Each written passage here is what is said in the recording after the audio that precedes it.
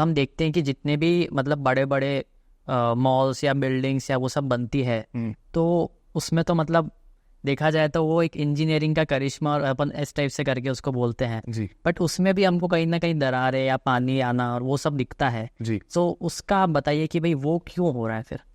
आनंद, seepage ना मुझे ऐसा लगता है मॉल्स तक रेस्ट्रिक्ट नहीं है। ओके। आपके रेजिडेंसेस हो, कमर्शियल बिल्डिंग्स हो, कोई भी बिल्डिंग्स हो, आजकल अफेक्टेड है।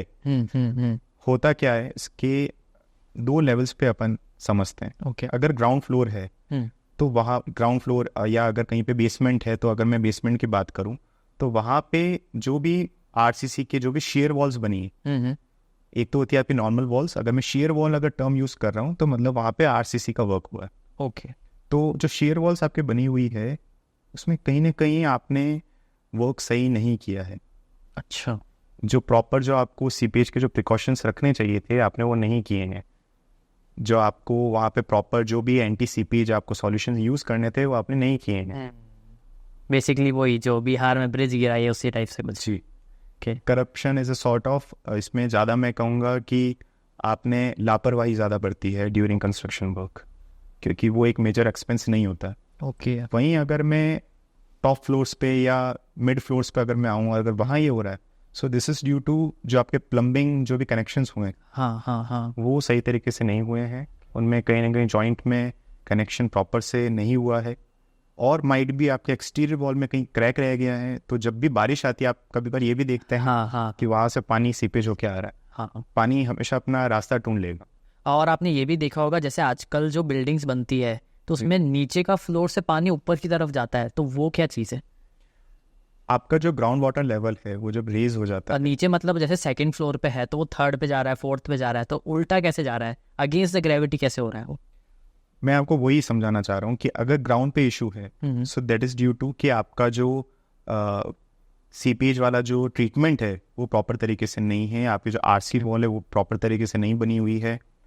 हम किसी भी बिल्डिंग में ग्राउंड लेवल पे डीपीसी बीम्स यूज़ करते हैं, डैम प्रूफिंग कोर्स। हमारे यहाँ नॉर्मल प्रैक्टिस है, कॉन्ट्रैक्टर्स क्या करते हैं, डीपीसी के नाम पर एक 6 इंच थिकनेस और शुड आई से डेप्थ का बीम थ्रू आउट डाल देते हैं। अच्छा, this is not the case. सबसे बड़ी गलती कर रहे हैं। It should be designed in engineered way. अच्छा, कि वहाँ पे कितना सीपेज का वॉल्यूम है, वहाँ पे किस तरीके से पानी ट्रैवल कर सकता है, रिवर बेड के पास तो नहीं है, जो आपका ग्राउंड वाटर है उसका क्या कंडीशन है।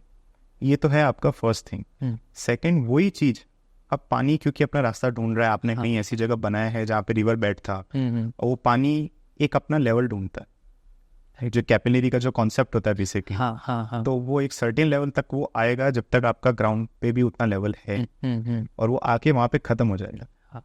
सो ये एक फिनोमेना रहती है इसमें। जितने भी मतलब जो बेच रहे हैं बिल्डिंग में फ्लैट्स या कुछ भी, इवन मॉल्स में भी, तो वो एक चीज़ बोलते हैं कि यार ये अर्थक्वेक प्रूफ है। So like it's like marketing वाली स्ट्रेटेजी है या इनके पास कोई अलग टेक्नोलॉजी? आनंद, अगर कोई भी आपको अर्थक्वेक प्रूफ कह रहा है ना, it is seriously not possible. Okay. It's impossible. ऐसी टेक्नोलॉजी हमने डेवलप ही नहीं की है अर्थक्वेक प्रूफ। सो अगर कोई कह रहा है so he is lying. Basically earthquake resistant is possible. उसमें भी क्राइटेरियाज होते हैं। Okay. There is a US guideline FEMA 356.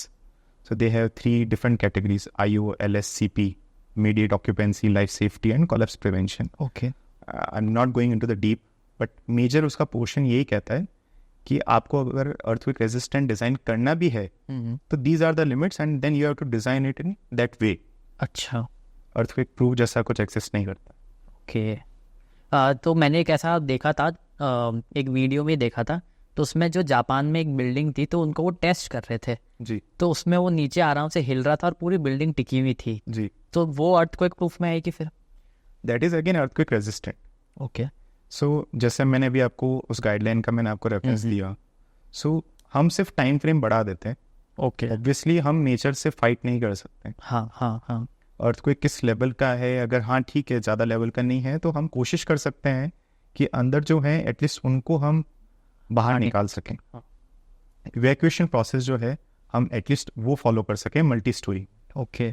जो वीडियो जो आप जिसके आप बात कर रहे हैं उसमें नीचे बेस आइसोलेटर्स लगे हैं। ओके। सो उनका वर्क क्या होता है, वो बेसिकली आपका जो एक्सेलरेशन है वो एब्जॉर्बर्स हैं बेसिकली। अच्छा। तो जो अर्थक्वेक के जो वाइब्रेशंस आ रहे हैं हाँ। उनको वो एब्जॉर्ब कर रहे हैं और कहीं ना कहीं जो एक मूवमेंट है उसको रेस्ट्रिक्ट कर रहे हैं, स्लो डाउन कर रहे हैं। ओके। तो कंपैरेटिवली आपके आसपास का सिनेरियो शेक हो रहा होगा, हाँ। पर वो उस बिल्डिंग में नहीं हो रहा है। ओके। ये सेम कॉन्सेप्ट जापान में है, इंडियन सिनेरियो में भी है, बट कॉस्टली पड़ता है इसलिए हम यूज़ नहीं करते हैं। ओके। और देखा जाए तो अर्थक्वेक्स भी कम ही आते हैं, तो इसलिए ज़्यादा लगाते नहीं इसमें। अर्थक्वेक्स हम मतलब मेरा ये पर्सनल एक्सपीरियंस ऐसा रहा है कि भुज में जैसा अर्थक्वेक आया तो हमें लगा कि नहीं अब होना चाहिए। तो आप नोटिस करेंगे भुज अर्थक्वेक में अब बेस आइसोलेटर्स लगे भुज हॉस्पिटल में। अच्छा। सो वो जो भुज हॉस्पिटल है, क्योंकि हॉस्पिटल एक इंपॉर्टेंट बिल्डिंग, हम स्ट्रक्चरल इंजीनियर जब भी कोई बिल्डिंग डिज़ाइन करते हैं हमारे लिए 2 बिल्डिंग्स बहुत इंपॉर्टेंट होती है। In fact 3 buildings, one is related to fire, second is hospital and schools. ये हमारे लिए सबसे टॉप प्रायोरिटी पे होती है। तो बेस आइसोलेटर्स इसलिए वहाँ सजेस्ट किया गया कि अगर फ्यूचर में अर्थक्वेक आते हैं तो एटलीस्ट हॉस्पिटल सेफ है। There is one more building in Bihar, this is police Bhavan located in I guess Patna, तो वहाँ पर भी बेस आइसोलेटर का यूज़ किया गया है।